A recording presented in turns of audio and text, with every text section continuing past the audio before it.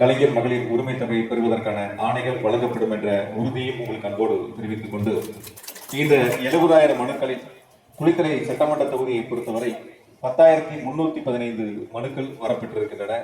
இந்த 10,315 மனுக்களில் 6,600 மனுக்கள் ஏற்றுக்கொள்ளப்பட்டு அதற்கான உத்தரவுகள் தொடர்ச்சியாக வழங்கப்படுகின்றன.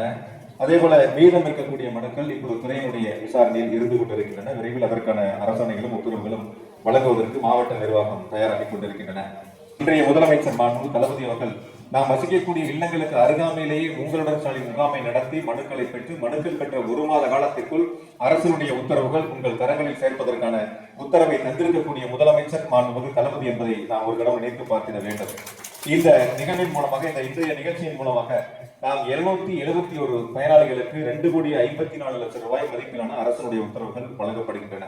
இதில் குறிப்பிட்ட ஒரு சிறப்பு அம்சம் என்னவென்று சொன்னால், இந்த பகுதியில் வசிக்கக்கூடிய மக்கள் பல்வேறு ஆண்டுகளாக காத்திருந்து எங்களுக்கு பட்டா இல்லை என்ற நிலையை போக்கக்கூடிய அளவில் அரசு நடவடிக்கை எடுத்திருக்கின்றன. சத்தியமங்கலம் கிராமத்தில் புறம்போக்கு இருக்கக்கூடியவர்கள் 30 வருடங்களுக்கு மேலாக குடியிருந்த 28 பயனாளிகளுக்கு மாண்பு முதலமைச்சருடைய வழிகாட்டுதலோடு இன்று பட்டா வழங்கக்கூடிய ஒரு சிறப்பான நிகழ்வை மாவட்ட ஆட்சியரும் மாவட்ட வருவாய் அலுவலரும் வருவாய்த்துறையை சார்ந்திருக்கின்ற அதிகாரிகளும் அலுவலர்களும் ஏற்பாடு செய்திருக்கின்றார்கள். 30 வருஷம் கிடைக்குமா கிடைக்காதா, இனி நமக்கு அந்த வாய்ப்பே இல்லை, யார் கொடுக்க போறா, எலெக்ஷன் வரும்போது ஓட்டு கேட்க வர்றாங்க, அப்ப சொல்றாங்க நாங்க வாங்கி கொடுக்குறோம், அதுக்கப்புறம் அடுத்த தேர்தலுக்கு வருகின்ற வரை மறந்து விடுகிறார்கள் அப்படிங்கிற அந்த ஏக்கத்தை போக்கக்கூடிய அளவிற்கு தேர்தல் வருகின்ற பொழுது மட்டுமல்ல எப்பொழுதும் மக்களிடம் 2 தர கலந்திருக்கக்கூடிய திராவிட முன்னேற்ற கழகத்தினுடைய சட்டமன்ற உறுப்பினர்கள், நகர்மன்றத்துடைய தலைவர்கள், உள்ளாட்சி அமைப்புடைய பிரதிநிதிகள் எல்லாம் ஒன்றிணைந்து மாவட்ட ஆட்சித்தலைவருடைய தலைமையிலே இதற்கான ஏற்பாடுகள் செய்யப்பட்டிருக்கின்றன.